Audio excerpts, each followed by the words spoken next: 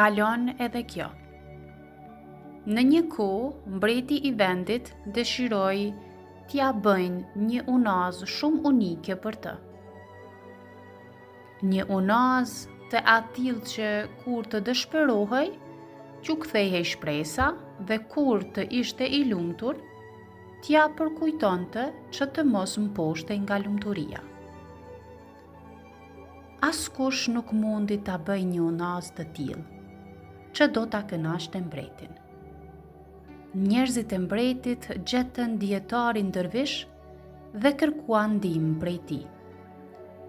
Dervishi dërgoi një letër drejtuar argjendarit të mbretit. Pas një kohë të shkurtër, unaza ju prezantua mbretit. Mbreti nuk kuptoi asgjë, sepse ajo ishte një unazë thjeshtë dhe e zakonshme si të tjerat. Pastaj syrin i avrau mbi shkrimi i saj. U mendua pak dhe në fytyrë ju përhap një refleks drite. Në unazë shkruante, kalon edhe kjo.